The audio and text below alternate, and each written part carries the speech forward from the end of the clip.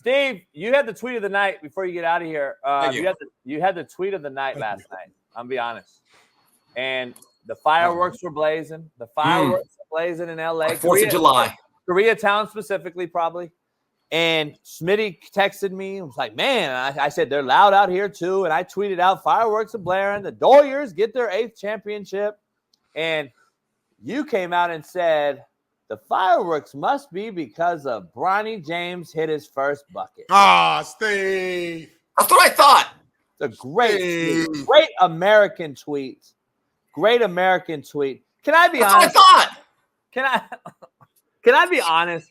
Like, by the way, they're down 30 at that point. But anyway, I gotta ask you, why was he trending for hitting his first jumper? Well, he is LeBron's son. Look, whether we like it or not. It's so fake.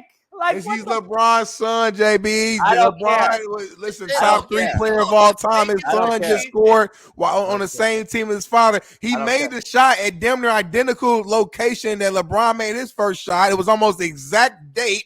It was like it was down there. You couldn't have wrote it better. It was crazy. So that's why, JB. Have a heart, Jason. By the way, I want to congratulate Ohtani. You know why? Why? Because he bet on himself and the Dodgers and he won. Bullseye. I mean, he did. Hey. How much did he win, Steve? I don't know. I'll ask his translator. Hey, Steve, it was funny. That motherfucker was like, North Carolina -5. You know, thank you, Steve. Hey, Steve. Thank you. First of all, 2 points here. First of all, stop Asian hate. Number 2, that sounds really Chinese. That sounds nothing like Japanese. That is more Chinese than I don't have my dialect down quite yet, but I noticed. Steve, I know that he goes from to North Carolina -5 in perfect English. And I was like, hold up. What? He's been here for how long and you don't speak English yet? I don't know. It is what it is. Are you on Whitlock? I am on Whitlock. Got a lot of things to talk about and stuff like that. And we'll be getting ready for the college football season. By the way, the big game yesterday I paid attention to. Congratulations to Rich Rod in Jacksonville State. See, everyone's saying, you watching the game? I was like, yeah, Jackson State's about to do like what?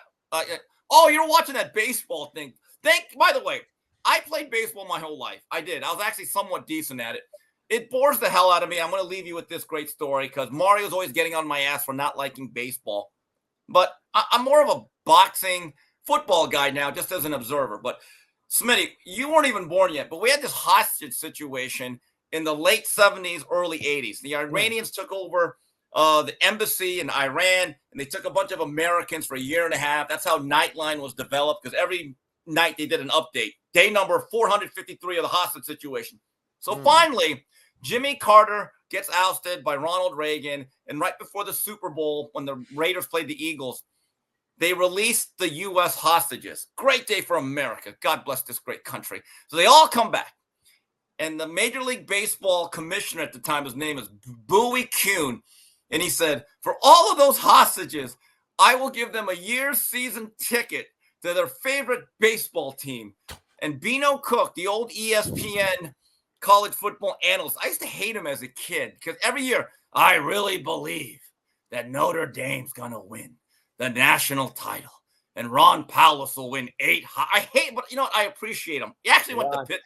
So when he heard about Bowie Kuhn's offer to offer all of the hostages Major League Baseball season tickets, he said, my God, haven't those poor people suffered enough?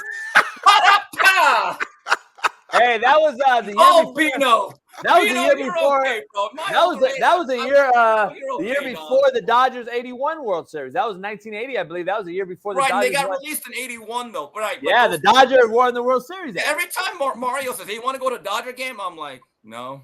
And then he got pissed off at me one time because I told Whitlock that I didn't want to go to the Dodger game because he had one of those big fancy suites. But I was like, no. Detroit Lions, Hard Knocks was on. I need my Dan Campbell. And he got pissed. I was like, bro, Mario, I like you, but I love Dan Campbell. That's a serious football coach. Love Dan. Hey, I wish he'd pump once in a while. Mario's always at the Dodger games drinking margaritas. And right.